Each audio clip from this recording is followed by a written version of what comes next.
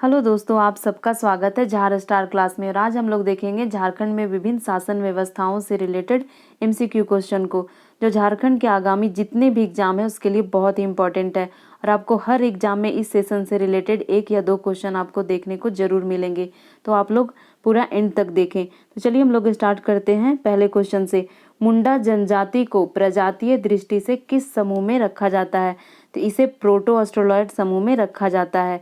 अब हम लोग इसके व्याख्या को देखते हैं। मुंडा भारत की एक ऐसी जनजाति है जो सिर्फ झारखंड में पाई जाती है।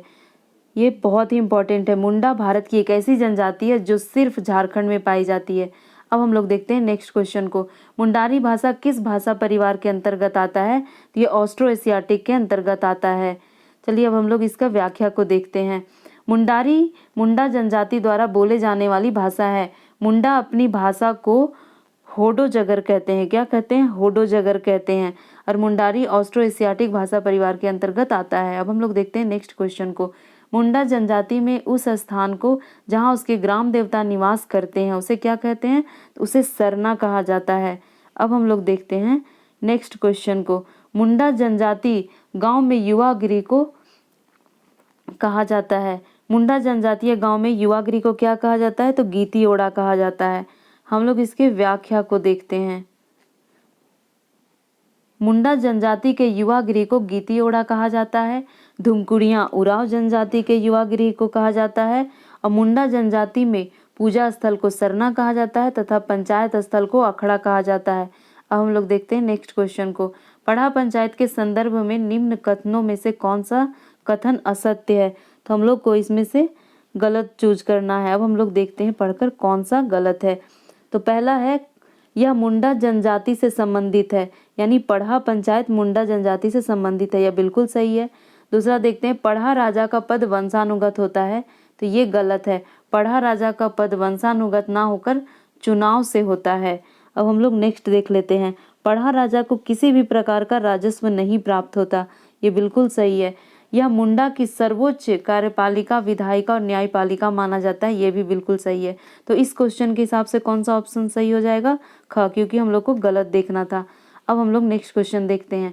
मुंडा शासन व्यवस्था के संदर्भ में कौन सा कथन असत्य है? हम लोग को इसमें भी असत्य को देखना है, तो हम लोग पढ़कर देखते हैं। पहला क्या है? प्रत्येक गांव का एक पंचायत होता है जिसका प्रमुख मुंडा या हाथू मुंडा होता है, ये बिल्कुल सही है। कई गांवों या ग्राम पंचायतों को मिलाकर पट्टी बनता है जिसका प्रमुख मानकी होता है, ये भी सही है। कई पट्टियों को मिलाकर पढ़ा बनता है जिसका प्रमुख पढ़ा राजा होता है, ये भी सही है। पढ़ा पंचायत में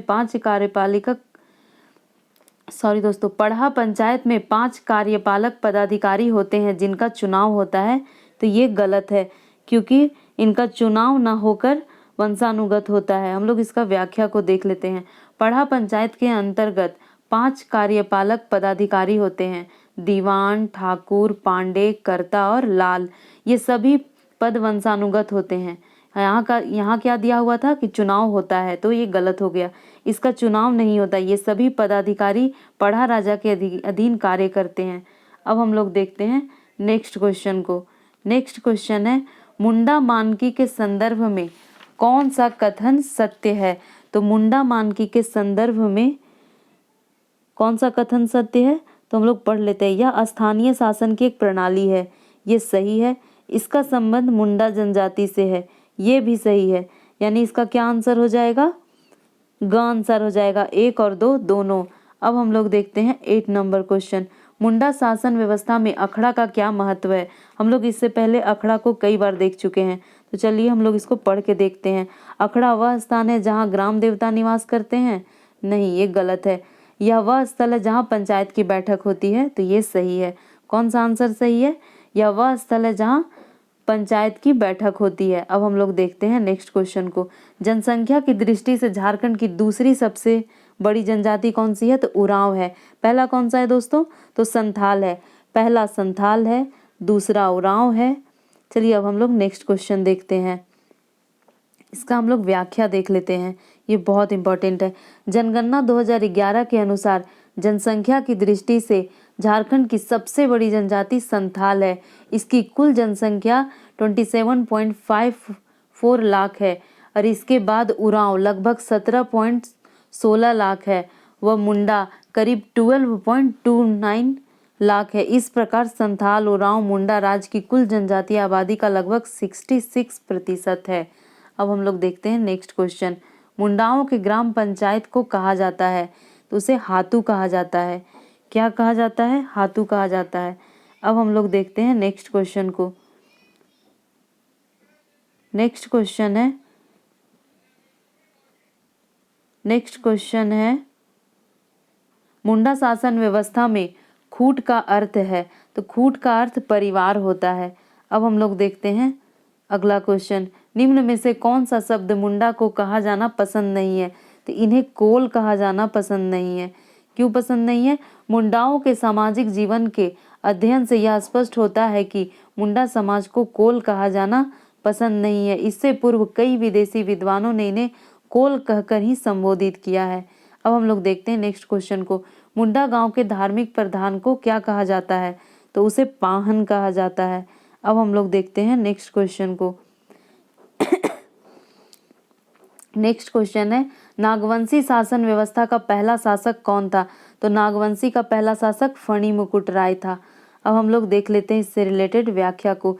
ये 64 ईस्वी में यानी प्रथम शताब्दी के 64 ईस्वी में मुंडाओं की राज व्यवस्था नागवंशियों को हस्तांतरित हुई थी। किसकी राज व्यवस्था? मुंडाओं की राज व्यवस्था नागवंशियों को हस्तांतरित हुई थी। और नागवंशियों के प्रथम राजा फणी मुकुट राय ने मुंडाओं की पढ़ा व्यवस्था को और विस्तार किया। अब हम लोग देखते हैं नेक्स्ट क्वेश्चन को। नेक्स्ट क्वेश्चन है छोटा नागपुर खास के किस नागवंशी शासक को नियमित मालगुजारी न देने के कारण मुगल शासक जहांगीर द्वारा 1616 ईस्वी में कैद कर रखा गया? तो ये दुर्जन साल को कैद किया गया था। आप सब जानते हैं कि इन्हें कैद कर कहाँ रखा गया था? ग्वालियर में। कितने वर्षों के लिए? 12 वर्षों के लिए ग्वालियर में कैद करके रखा गया था। अब हम लोग नेक्स्ट क्वेश्चन देखते हैं। कितने रुपये सालाना कर देने की सहमति के आधार पर दुर्जन साल को कैद से मुक्त किया गया था? तो ये मुक्त किया गया था 6000 का सालाना देने के संदर्भ में। अब हम लोग देखते हैं नेक्स्ट क्वेश्चन को। नागवंशी राजाओं की प्रारंभिक राजधानी क्या थी? तो ये सुतियांबे थी। नागवंशी राजाओं की प्रारंभिक राजधानी सुतियांबे थी। अब हम लोग नेक्स्ट क्वेश्चन देखते हैं। नागवंशी परिवार का मुख्यालय दोईसा से हस्तांतरित किया गया क्यों हस्तांतरित किया गया था? तो ये लोग दोईसा युद्ध में नागवंशी पराजित हुए थे। एक दोईसा युद्ध हुआ था जिसमें नागवंशी पराजित हो गए थे, इसलिए उन्हें दोईसा को छोड़ना पड़ा। हम लोग इसका राजधानी देख लेते हैं। सबसे पहले सुतियांबे था, फिर चुटिया था, फिर खूंखरा था, फिर दोईसा था, फिर पालकोट और उसके बाद रातूगढ़। ये लोग अपनी राजधानी बनाए। अब हम लोग देखते हैं नेक्स्ट क्वेश्चन को। नेक्स्ट क्वेश्चन है नागवंशी राजा ने सर्वप्रथम नवरत्न नामक पंचमंजिला भवन का निर्माण कहाँ करवाया था? ये दोईसा में करवाया था। अब हम लोग देखते हैं अगले क्वेश्चन को। नागवंशी शासन व्यवस्था की शुरुआत हुई थी पहली शताब्दी में। आप लोग पढ़ चुके हैं कि 64 ईस्वी में हुआ था, तो वो पहली शताब्दी से ही रिलेटेड है। अब हम लोग देखते हैं नेक्स्ट क्वेश्चन। किस नागवंशी राजा को नागवंश का आदि पुरुष कहा जाता है? तो ये फणी मुकुट राय को कहा जाता है। क्यों कहा जाता है? क्योंकि ये पहले राजा थे। अब हम लोग नेक्स्ट क्वेश्चन देखते हैं। किस नागवंशी राजा ने अपनी राजधानी सुतियांबे से हस्तांतरित कर चुटिया कर लिया था? तो ये प्रताप राय ने किया था। ये कैवे राजा थे? चौथे राजा थे नागवंशी के, जो अपने राजधानी को चुटिया हस्तांतरित कर लिए थे। अब हम लोग देखते हैं नेक्स्ट क्वेश्चन को। नेक्स्ट क्वेश्चन है निम्न में से कौन नागवंशी शासक जहांगीर का समकालीन था? तो कौन था? दुर्जन साल। दुर्जन साल नागवंशी राजा थे। और ये किनके समकालीन थे? ये जहांगीर और शाहजहां दोनों के समकालीन थे और इन्हें 12 वर्षों तक कैद कर ग्वालियर में रखा गया था। इनसे रिलेटेड एक एक पॉइंट इंपॉर्टेंट है। अब हम लोग नेक्स्ट क्वेश्चन देखते हैं। निम्न में से कौन एक नागवंशी राजाओं की राजधानी नहीं रही है? तो हम लोग सब पढ़ के देखते हैं। पहला क्या है? सुतियांबे रहा है। दूसरा है चुटिया, ये भी रहा है। ये सीसिया नहीं रहा है दोस्तों, और ये खूखरा भी रहा है। ये हम लोग पहले भी अभी देख चुके हैं। अब हम लोग देखते हैं नेक्स्ट क्वेश्चन को। पढ़ा पंचायत शासन व्यवस्था का संबंध झारखंड के किस जनजाति समुदाय से है? ये उरांव से है। किस जनजाति से है? उरांव से है। अब हम लोग देखते हैं नेक्स्ट क्वेश्चन को। उरांव जनजाति में ग्राम प्रधान को किस नाम से जाना जाता है? इसे महतो के नाम से जाना जाता है। अब हम लोग देखते हैं अगले क्वेश्चन को। अगला क्वेश्चन है, पढ़ा पंचायत शासन व्यवस्था में महतो के संबंध में कौन सा कथन सत्य है? इस बार हम लोग को सही देखना है। तो पहला हम लोग देखते हैं, यह गांव का प्रधान होता है, ये सही है। गांव से संबंधित मामलों का निपटारा करता है, ये भी सही है। इसके पास प्रशासनिक एवं न्यायिक दोनों प्रकार के अधिकार होते हैं, ये भी सही है। तो ऑप्शन के हिसाब से कौन सा सही हो जाएगा? उपरोक्त सभी। अब हम लोग देखते हैं नेक्स्ट क्वेश्चन को। महतो के पंचायती आदेशों को लोगों तक पहुंचाने का काम कौन करता है? मांझी करता है। अब हम लोग देखते हैं अगले क्वेश्चन को। पढ़ा पंचायत शासन व्यवस्था के अंतर्गत कई गांवों से मिलकर बनी अंतर ग्रामीण पंचायत को कहा जाता है? पढ़ा कहा जाता है। अब हम लोग देखते हैं अगले क्वेश्चन को। पढ़ा पंचायत शासन व्यवस्था में पढ़ा पंचायत का प्रमुख कौन होता है? ये पढ़ा राजा प्रमुख होता है। अब हम लोग अगले क्वेश्चन को देखते हैं। दोस्तों ये सेशन यहीं ख़त्म होता है। तो चलिए, आप सबका बहुत बहुत धन्यवाद।